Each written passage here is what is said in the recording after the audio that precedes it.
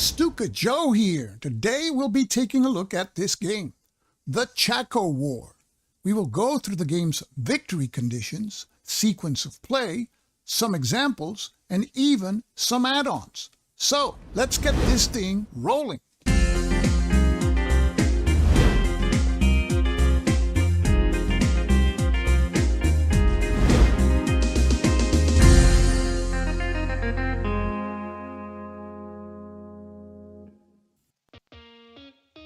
Welcome everybody. Yes, new music, new everything. And welcome. It's Saturday, 2:30 p.m. here in San Juan, Puerto Rico. We have a live stream. We're going to present a game. And we have already some of our usual folks in the crowd. Paul Dangel. We got Francisco Javier from Spain. Justin Timus, Jack-O-Lantern, Excelsior. And so today we're going to show you a game, and let me give you a little bit of background why I'm doing these types of things. I retired recently. I don't know if any of you are in that process, have gone through that process. You do an inventory of a lot of things, including the games that you have, and then you suddenly realize, man, I got a lot of games I haven't played, I haven't done videos for. So this is one that interests me because it's kind of different. It's on a subject that is interesting to me, and that's why I want to show it. So with that said, the game we're going to show today is this one, the Chaco War. And this is a war that probably in the United States nobody's heard about, but it's a war that happened in South America from 1932 to 1935. And it's the largest land conflict in South America in the 20th century. And we have also Sea-Doo. Welcome. And Excelsior, I didn't show you here. Here you are. So you have evidence that you showed up. Okay, so this is the largest land conflict in South America between the poorest nations in South America and nations that had before that a tragic history in warfare also. Now, before I give you a little background, this is a game that came out in issue 86 of World at War magazine. That's the October-November 2022 edition. And this is a game designed by Javier Romero. He's a Spanish war game designer. And you have the credits there.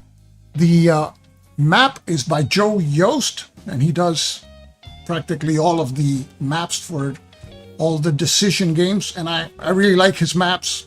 It's like Mark Simonich, it's like the perfect blend between functionality and beauty. So I like his maps, and it's amazing that you have that quality in a magazine game. And then the counters are by Nadir El Farra. I don't know if Nadir is Spanish. I don't know, Francisco Javier, if you know from where is Nadir El Farra. I don't know if he's Spanish or not. I know that he makes counters which are basically NATO type symbols, but everything is clear and the counters look great. It's good to have really nice NATO types symbols. Sometimes they don't come out as legible or as pleasant as you would expect. So Nadir El Farra, you have the other credits there. So this is a conflict between Paraguay and Bolivia. 1932. It's with weapons that were more or less at the time of the Spanish Civil War, that kind of, pre-World War II. But before that, you have the War of the Pacific, a conflict that happened in South America in 1879 between Chile, who won, and Peru and Bolivia, who had formed a secret alliance against Chile, and they lost. And look at the map here. Bolivia, I didn't know this until recently, Bolivia had access to the Pacific Ocean, because we all know Bolivia is a landlocked country. And yes, this is the first video on this game that I'm making. He's from California. Oh, great. Nadir El Farra. So, no, I love his counters. So you have Bolivia allied with Peru against Chile. The first phase of the war was a naval war. And the naval war, you had a lot of battles occurring here, up and down the coast here.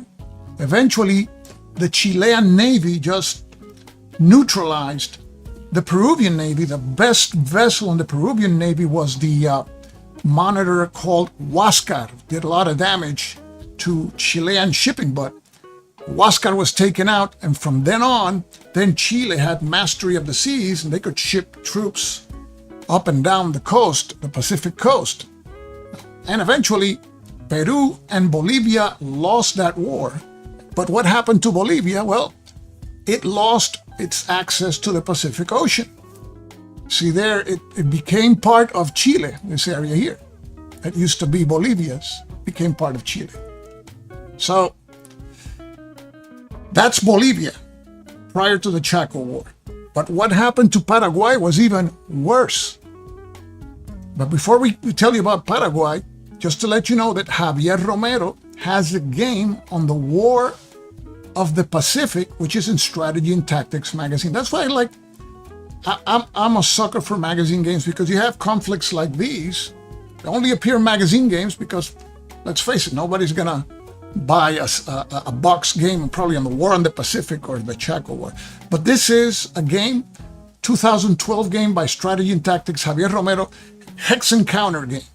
Okay, so what happened to Bolivia? The War of the Triple Alliance. This was really tragic. This was Bolivia. This was not Bolivia, Paraguay. This was Paraguay against Brazil, which was like the biggest country in South America. Argentina and Uruguay. Uruguay was just forming up, but you had these three countries, and they pulverized Paraguay. Paraguay, you can see there, lost land to Brazil, which you can see here, and Brazil and Argentina, which you can see here. And somehow it gained territory against Bolivia. And the territory that it gained, which you can see here, is where the Chaco War occurred. But the Chaco, the Gran Chaco, is an area which is barren, it's brush. It's very dry, inhospitable. And you're going to see when I show you the map is practically all brush. And for me, the main character of the game is actually the brush terrain. It influences everything. And yes, the Triple Alliance War was the biggest war in the 19th century. But the biggest war in South America in the 20th century was this one, the Chaco War. So, saludos desde Palma de Mallorca. Oh, Carlos Velázquez, great to see you. Saludos, Carlos. Okay, so we have the War of the Triple Alliance. 90% of the able-bodied male population of Paraguay died in the War of the Triple Alliance. So Paraguay was just decimated totally. So you have these two nations now fighting out the war that we're going to show in this game. But Javier Romero also made a game about the War of the Triple Alliance. It's a little old, 2007 game, also in Strategy and Tactics. You can check it out. Number 245. Now there's a more recent game about the War of the Triple Alliance, and it's called La Guerra de la Triple Alianza, the War of the Triple Alliance by NAC War Games. It was published, I think, like 4 years ago, designed by Pedro Iñaki Martinez. He's a Spanish designer. That's a point-to-point card-driven game, and very interesting approach to the war there, and a very interesting way in which you gain cards by occupying spaces. You gain cards, something that you don't see in card-driven games.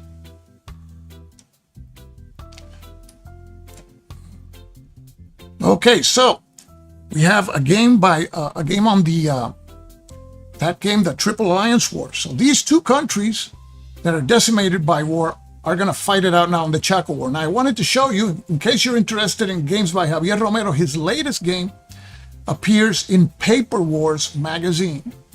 It's coming up. It's issue 110, and it's Red Partisans. Javier Romero does a lot of games on very different subjects, not only World War II, but also subjects, various subjects, the 18th, 19th century too. So if you want, you can check that game out also. So we're gonna be taking a look and playing maybe a couple of turns of the Chaco War. Here you have the rule book, 16 pages of rules, your typical decision games magazine, two-column presentation. And here you have a map of where the conflict occurred.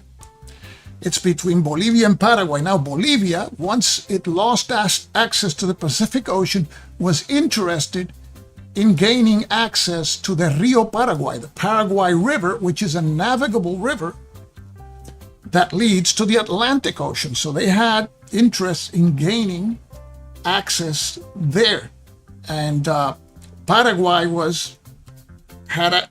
wanted to just gain more Bolivian territory and had actually sent in some military personnel to capture some towns. And then Bolivia steps in, mobilizes, and goes after the Paraguayans, and that's where the game starts.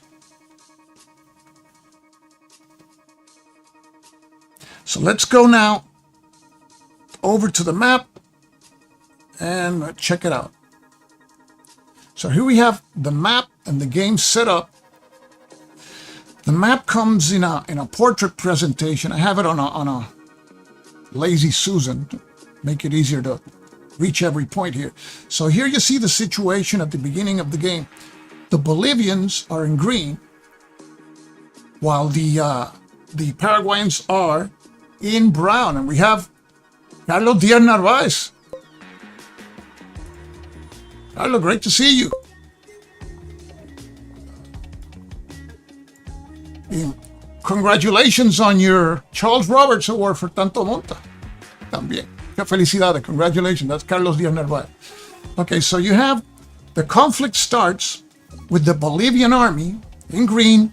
Bolivia has completely mobilized, and they have their best troops already in the front lines. And you're going to see that the counters are the typical attack, defense, and movement factors at the bottom. So you see that the Bolivians, and this again, the units are regiment scale. They are 464s, but look at the dot that the Bolivians have on the top left-hand corner. That means these units are not replaceable. So once they're destroyed, the most a Bolivian player can do with replacement points, it's bring them back to the game, but at reduced strength. And this represents that Bolivia has run out of manpower and now is engaging heavily in conscript troops.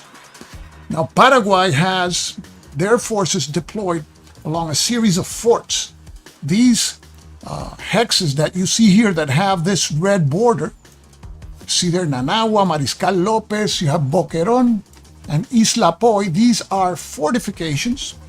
In the game, the map brings fortifications, but you can also build fortifications. So at the beginning of the game, these Paraguayan forces are going to be receiving the onslaught of the Bolivians. And I talked to you about the Chaco brush terrain. Here you can see it. You can see that practically all the center of the map here, all this is Chaco brush. All this is Chaco brush. I'll give you a close-up because I'm using plexiglass because this map for some reason warps. So I had to place a plexiglass. So there you can see the Chaco brush. There's only roads there. And you have that heavy concentration of forces here in the south. Not so in the north. Here you see the forces in the north. You have some outposts here, the Bolivians have. And the Paraguayans, of course, they have to guard these hexes here, which represent victory points for the Bolivians. So the objectives for the Bolivians is to gain access to the Paraguay River. And these are the towns there.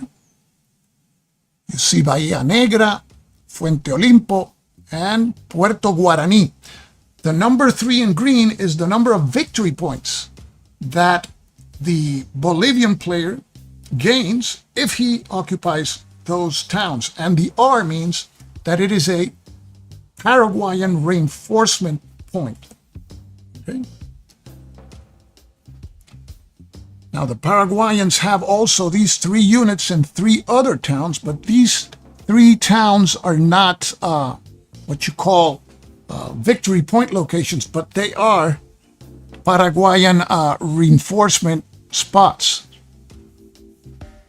Okay. You see the terrain there? That terrain that you see there, those are, what do you call that? Palm forests. You have minor rivers there. You have swamp there. Then you have the Chaco brush. And one thing about this game, it's a magazine game. So the errata, the good thing about a 2022 game is the errata is already out. So what is the errata there? The errata is in this area of the map. They placed, or initially, Isla Poy and Boquerón were in different hexes. So if you can see here, there's a parch that you can get at Strategy and Tactics Press as a download. So it doesn't fit 100% perfectly, but that's the best I can do. But this is the correct map with the parch, because otherwise Boquerón and Isla Poy were not even adjacent to each other in the original map. Now, the Paraguayans, even though it doesn't have an R here, Isla Poy is a reinforcement center. So that Isla Poy is like crucial for the Paraguayans at the beginning of the war. So Paraguayan reinforcements can go directly to Isla Poy. Bolivian reinforcements, and this reflects the poor network of supply and logistical network of the Bolivians. The Bolivian reinforcements, you want to see where they start? They start all the way over here. They're in Villamontes. Villamontes is an objective for the Paraguayans, 3 victory points. And you have the oil wells. The Bolivian oil wells are worth 3 victory points also. You have these towns that you see there are also worth victory points. Irendragué and 27 de Noviembre. And there's another supply town up here in Ravelo, which is worth 3 victory points. It also has some oil. And you have Ingaví. So those are the victory point cities or towns.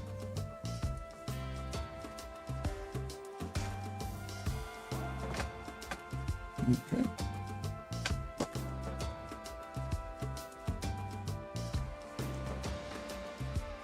Thank you. You like the zoom? Yes. Yes, we congratulate Carlos. Great achievement. Tanto Monta. I think I saw Tanto Monta in the second Bellota that I went, which is actually the third Bellota. Carlos was working on that game. It's great. And so this game, it's a hex and counter game, regimental scale, 10 turns. And some of the things that this game has, which I like, is random events. So let's go through the phases. And I made some add-ons for the game, which I posted like 4 days ago at BGG, and they're still not up there for some reason. So I'll have to repost them again, but I'll show them to you as we go along. So let's take a look at the add-ons as we go along. The first phase of the game is the random events phase. You know that in many games, in the first turn, there's no random events. There's some phases that are omitted. but there's random events here. And the random events, there's for each player. So each player draws a chit from a random event cup. And you have here, for example, there's random events that start the game. Like this is a Bolivian random event. And this is the front side. And this is a magazine game. You know, there's, this one is no event. But for example, if we draw this one, you have here ambush. And then you have to refer to the rule book in order to see what the effect is. And I understand. It's you do that, but it happens to me all the time. If this is what how the random event mechanic works, I can easily forget about the random event and forget even to apply it because I have to consult the rule book. And here we have the ones for the Paraguayans. Now in turn 6, there's new random events that enter the game, and that is to reflect that from turns 1 to 5, the Bolivians have an edge because they're all in, and but they run out of gas by turn 5. So in turn 6, things are getting better for the Paraguayans. So you have that in random events. And we're going to see the random events because I did random event cards. So let me show you. These are random event cards for the Bolivians. So let's go through the random events so you have an idea of what happens here with random events. I'm glad you like Stalingrad on the Volga, the playthrough. To join the Kickstarter, great. It's a great game. Love that game. Okay, so here we have the Bolivian events. The first one that we saw is you have a chance that there's no event. Nothing happens. You have a flamethrower. And here the Bolivian player would receive a +1 die roll modifier in attacks against forts. And there's plenty of forts in the game. Notice this only applies in turns 1 through 5. Coronel Marzana. Here the Bolivian player gets a -1 die roll modifier for defending in a fort. Negative modifiers are good for the defender. Positive modifiers are good for the attacker. See if there's more from turns 1 to 5. Here you have the ambush. Random event. Here, you play during the Paraguayan movement phase. And when it's adjacent to a Bolivian unit, you pull this card out. 1 to 3, no effect. 4 to 6, the moving enemy unit suffers a step loss. Now, for solitaire play, well, this is something you have to deal with. And we have the local guide. On the game turn that you use this card, you can apply a +1 die roll modifier to Bolivian depletion. Okay, let's talk about depletion. And that has to do with this Chaco terrain here. If a unit moves into Chaco terrain, let's say this cavalry moves here, during the attrition and depletion phase, you have to roll for possible depletion. And depletion is going to reduce your combat strength by 1. And that's what this is about. So moving in the brush area of Chaco Boreal is dangerous. It doesn't apply if you're moving along a road. But if you're caught with a unit in a brush area, you have to roll for depletion. So here what this simulates is the use, both sides had local guides that would facilitate traversing these brush hexes. And you can also use the die roll modifier in order to gain a beneficial +1 die roll modifier in an infiltration attempt. In this game, you move, then you fight, and then there's an infiltration phase where you can attempt to move an additional hex, but you have to roll for that. See, now here we see the ones for turn 6. This is Trocha. This helps the Bolivians in infiltration attempts. And here come the bad ones for the Bolivians, the red title. Truce. Here the foreign powers broker a truce, and they're limited to not more than 2 attacks in that turn. Here you have a military coup in Bolivia. The Bolivian military topples the Saavedra government, and there's no attacks this turn, and the Paraguayans get a +1 in their attacks and infiltration attempts. So it's pretty bad. Then you have an arms embargo against Bolivia. Foreign powers broker a truce and no more than 2 attacks this turn. So you can see that there's a lot of bad stuff coming in. This one always applies to Bolivia. Mandatory offensives. I don't know if you played Paths of Glory. There's a rule that forces you to make attacks with the mandated offensive. This is something like this. This is what I call an idiot's rule. That you have to force the player to do dumb and stupid things, but you have to do it because that was part of what happened in the conflict. Here, you're forced to move all the units that you can, who can move adjacent to a Paraguayan unit, and you have to attack. So that forces that kind of action. So those are the cards for the Bolivian player. Let's check out the cards and the random events. I have them here for the Paraguayans. We have the local guides that we saw them, same effect as we saw for the Bolivians. A no event. We have the wells. Here you apply a +2 die roll modifier to attrition die rolls during the game term. So that helps in attrition die rolls. Okay. And attrition in this game represents the effects of sickness. You had more deaths in this conflict as a result of malaria and that kind of sickness than even battle. And you have the wireless card here. Here, the Paraguayans have intercepted communications by the Bolivians, so they get a +1 die roll modifier to any infiltration events in that turn. And these are 6 to 10 events. You have a rout here. In any Paraguayan attack against a fort, there's 2 more step losses for the defenders. So you have all these benefits. We saw this for the Paraguayans, trocha, the ambush, and a tunnel here.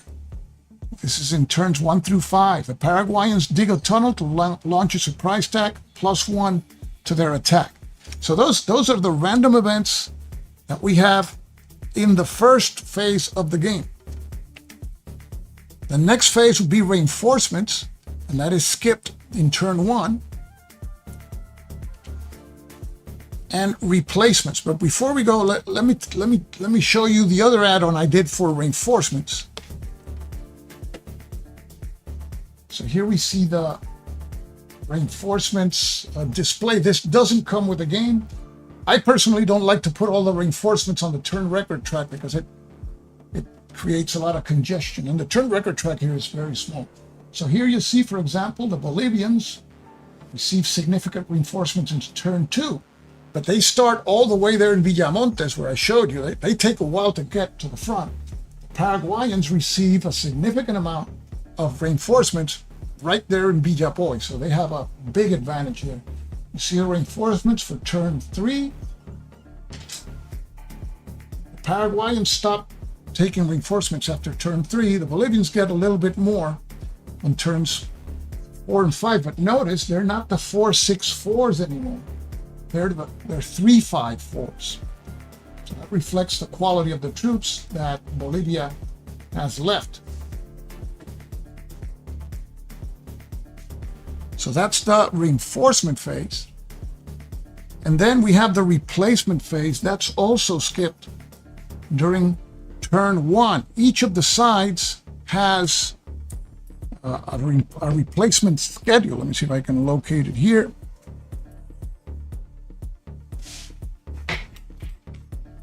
Here's the replacement chart.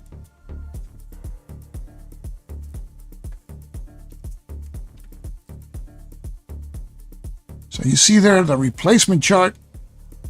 It's a fixed replacement schedule. So in turn 1, nothing, but turn 2, Bolivia 3, Paraguay 2.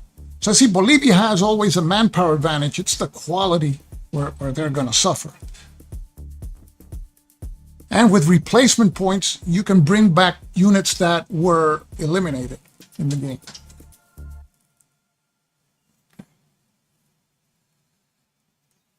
So let me just take a short break. The dog is knocking on the door, so I have to let her in.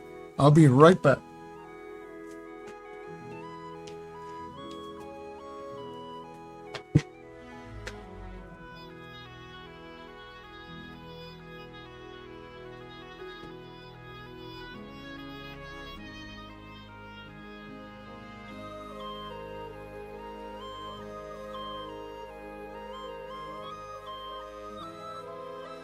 Okay, we're back here.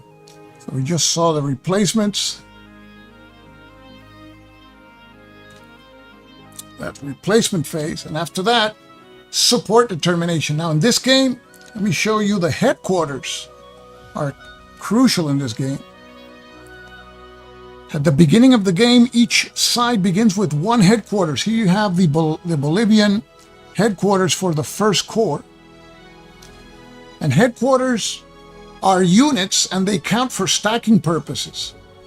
So different than other games, the headquarters don't count. The headquarters are important because to be in full supply, you have to be 2 hexes maximum from a friendly headquarter. And what that means that in combat, either in attack or defense, your side can receive support markers. And here we see the support markers available. Support markers give benefits in the way of column shifts or die roll modifiers. You have, on the Bolivian side, you have aircraft, and those give a +1 die roll modifier. And you have leaders, and the Bolivians have a really interesting situation with the leaders. They have, at the beginning of the game, they start with Peñaranda, but there's other leaders that may come in later because the Bolivians were switching leaders all the time. You have Lanza there. You have this leader here, Bilbao. And you have Kunt. Now, Kunt was a German general, and he was a World War I veteran, and he loved those frontal assaults. And what happens is at the beginning of the game, the Paraguayans start with Peñaranda, and then if the Bolivians start with Peñaranda, if the Bolivians attack at all during a turn, the leader has to be used in at least one attack. And what that means is that you have to roll, and you see Peñaranda there has a +0 on his left-hand side here. That +0, that's a modifier that we are going to use to see what is going to be the final leadership modifier. We see it down here. Let me bring it up in a table and see it clear. Here it is. See? Here, if the Bolivian player launches at least one attack in the game turn, the current Bolivian leader, let's say Peñaranda, has to participate in the attack. And you have to roll 1d6 to see what the die roll modifier is. And if it's a 1 or 2, it's a -2, which is bad. 3 or 4, a +1, which is good. And 5 or 6, nothing. So let's say if there's an attack, we roll a die. And in this case, it's 6, so it would be nothing. So that's that situation that the Bolivians have. At least once per turn, their leader has to participate. So you have always that uncertainty that you don't know if you're going to get a positive or a negative modifier with the Bolivians. It's a lot of uncertainty when you're attacking with the Bolivians. But the Bolivians also in this game, they have to roll at the end of the attrition phase to see if there's a change in the Bolivian command. And if there is, then we have any of these leaders coming in. These leaders are placed in a cup, and then we would draw the leader, and that would be the leader that would be in command, because the Bolivians were switching leaders back and forth historically. That's the support determination phase. And the support, oh, I forgot to say here, here we have the support that each of the players can get. You have Bolivian support in the form of artillery. This is what each side starts the game with. Now, these support markers also, you can commit them to a battle. Let's say that the Bolivians commit 2 artillery support markers to a battle. That doesn't mean they're going to participate. You still have to roll. On a 1 or 2, you roll for each one. You can use them. On a 3 or 6, you can't. So let's say you roll 2d6 here. And in this particular case, you could only use 1. So This is an element that introduces uncertainty to the game. The use of support markers in attack and defense, these support markers are not automatic. The air units, they are automatic, and the leaders. But in order to use a support marker, again, you have to be within 2 hexes of a headquarters to have them in attack or defense. So you see, for example, here, the Bolivians could use support markers if they would be attacking, for example, this Paraguayan cavalry unit, because they have at least 1 unit within 2 hexes of the headquarters. If not, you can't use support markers. So that's the support determination phase.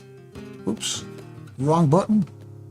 And then comes fortification building. Each of the sides can build forts in the game.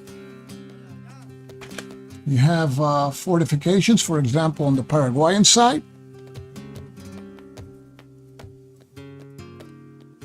Here you have under construction, so you have to build a fort, you have to spend a supply unit. Supply unit is this unit that you see here. And it also counts as a combat unit for stacking purposes. And why is that important? Because in Chaco brush territory, that is all this here, you can only stack up to 2 units in Chaco brush. In a clear terrain hex, for example here, you could stack up to 4 units, but in Chaco brush it's only 2. So that's fortification building. Then, after all that passes, then the Bolivian player has his turn, and the Bolivian player can move. And then you would have, after movement, you would have the Bolivian combat phase. It would be the first combat phase, and in this game, combat is not mandatory. You can attack, for example, we could declare an attack here with these 2 units and this unit against this Paraguayan unit. You don't have to attack every unit that you're in their zone of control, like other games. Okay?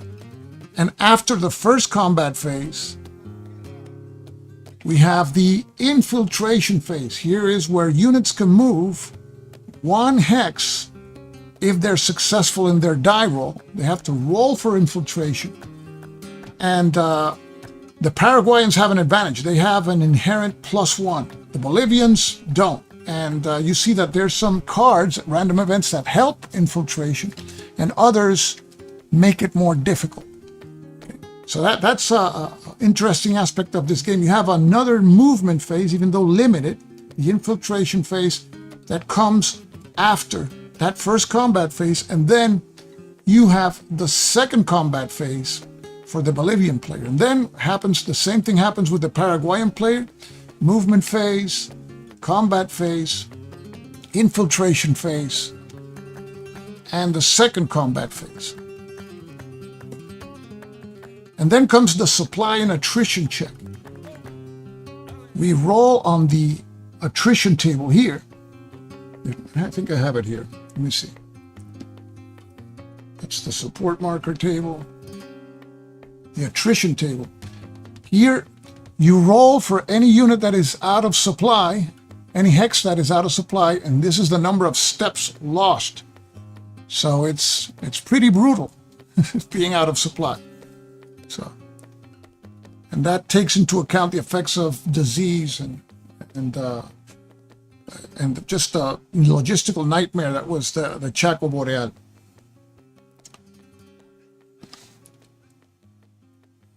And after that phase, then you do a victory check in turns 5 and 10. And the victory checks are based on victory points. In turn 5, if the Paraguayans have 5 victory points or more than the Bolivians, the game ends with a Paraguayan sudden death victory in turn 5. They have to have 5 victory points more than the Bolivians. If not, the game continues until turn 10. Then in turn 10, if the Paraguayans have 9 victory points more than the Bolivians, they win the game. If they don't have 9 victory points more than the Bolivians in turn 10, then the Bolivians win. So it's not whoever has the most victory points. The Paraguayans have the burden of the attack. They have to score victory points. So that means that they have to penetrate inside the Chaco and take either Villamontes or the oil wells or those towns up north. They cannot sit complacently back here because they're not going to win in turn 10. But at the beginning of the game, all the action is concentrated down here in the southern part of the map. So that is the victory chip.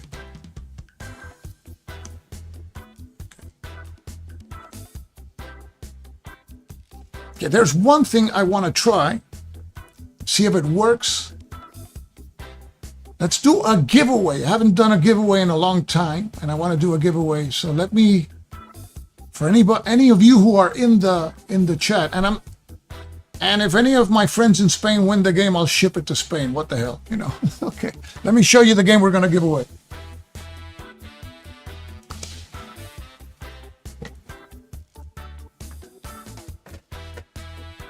Okay. This is Waterloo. You put it here.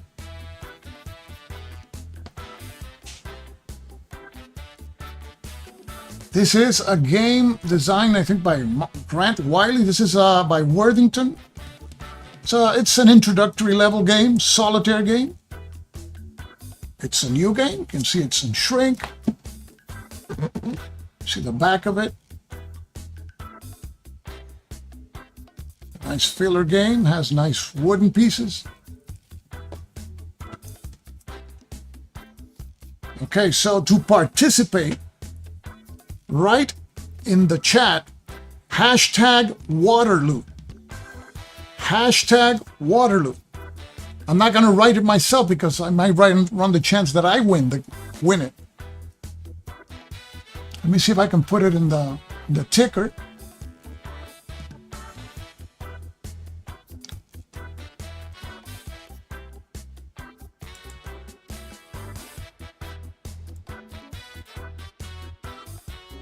Going to be in the ticker there somewhere. Hashtag Waterloo. Okay, we got people. We got Blast Pop is here. Captain Von Ondine, nice to see you. Fernando, also. Oh, I thought there was nobody here.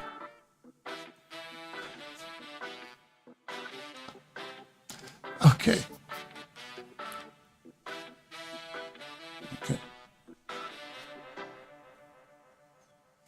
Okay.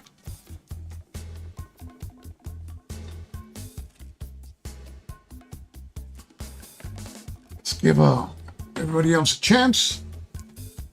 Do the giveaway. We're going to be here for maybe 10, 15 more minutes. Let's see what else we can talk about the game. I'm not going to start playing the game. I just wanted to show you the game.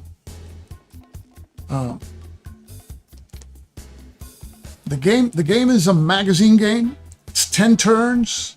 I haven't played the whole game. I've played like the first 3 turns while I learn the rules and get through the errata.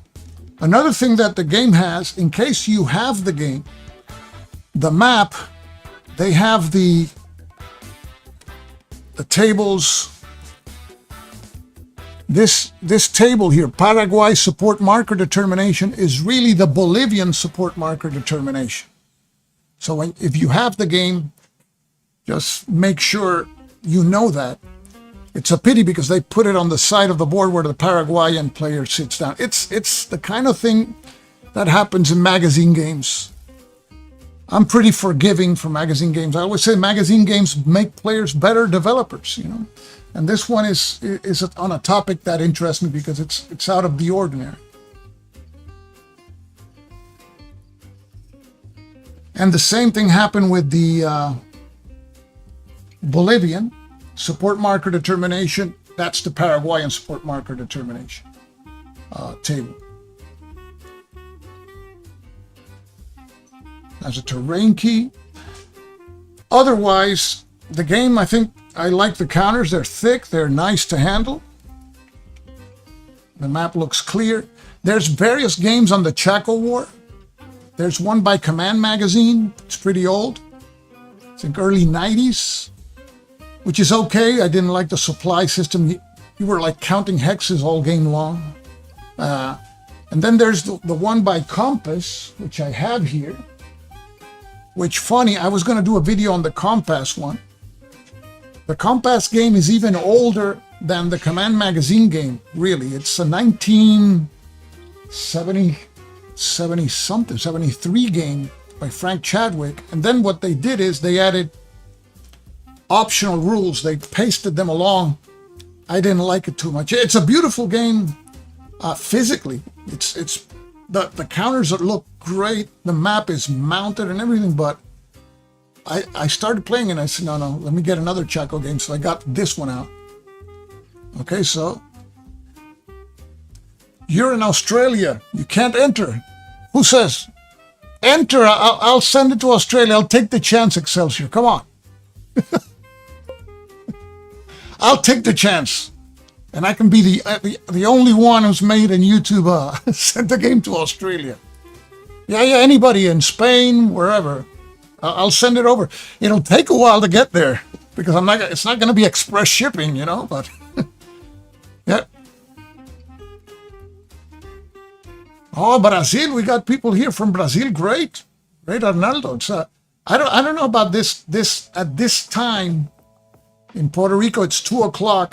I think it's like 2:00 in Brazil. In Spain, it's early too. So like everybody in the East Coast of the United States is about 2:00. It's in the morning in the West Coast. I think it's a good time for doing videos on a Saturday, So I may do them at this time, because I can get people from many places. And I don't know if we have people from Argentina here, but they would be basically at the same time zone. So, okay. So let's go to the giveaway scene here. I've never done this before. Can't guarantee it's working. Let me see here.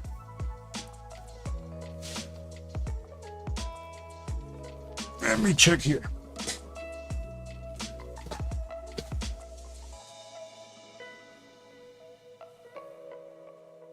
Total captured chat messages. Let's see, it says 13. Only 13. We will retrieve more posted chat messages in 5, 4, 3, 2, 1 seconds. Okay, I'm gonna wait. This is the first time I used the tool. For some reason, I'm used to the StreamYard tool, not this one. Okay, we're gonna pick a winner.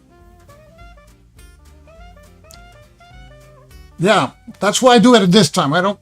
I'm gonna watch the war myself. Okay, so it's 3:20 here. Let's pick a winner. So let's see what happens. Let's pick a winner, and here we go. And the winner is New York Raider fan Kirk. Man, you've won a few here. Congratulations, New York Raider fan. Kirk, you don't have to send me the information. You've won before. Well, anyway, send me an email because I may not have that information. Send it to stukajoe@gmail.com with your address, and I'll be sending you this right away. So I want to thank everybody for participating. And I took the risk to send to Spain and Australia and even to Canada. So yeah, so next time's going to be a magazine game, just in case one of my Spanish friends win or Australian friends. It's going to be expensive. No, I'm just kidding. Okay. You can give it to someone else. Are you sure? No, don't. Now, if you want, I don't know if I can do this again. I'll send it to you, New York Raider fan. You can give it to someone else. So, oh yes, give it to someone else. Let me see if I can do another. Are you sure? Okay. I'm gonna do. Let me see. I'm gonna go back to the button. You are very gracious, Kurt. Appreciate it, man. What a gentleman. Okay, we're gonna pick a winner again. Let's see. Now I'm gonna get now Australia wins. Here, let's see if it works. It works. And Arthur De Filippo. Okay, Arthur. Where are you in the corner of the world? Okay, Arthur, congratulations. I hope you're still in the chat. Now send me an email to stukajoe@gmail.com with your address, your shipping address. I don't see Arthur in the chat. Let me see if he's in the chat. Oh, see Arthur, are you there?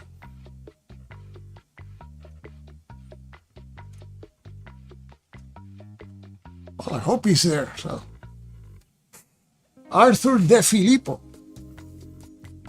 He won, so. Probably went to eat some munchies or something. Okay, Arthur. Okay, Arthur. Send me an email to stukajoe@gmail.com. What I'm going to do is what I always do. I'll send you a code word that you put in the comment section of the video with your handle, which is Arthur De Filippo, and we've confirmed you're the same person, and I'll send you over the game. Oh, there's your Arthur is in Miami.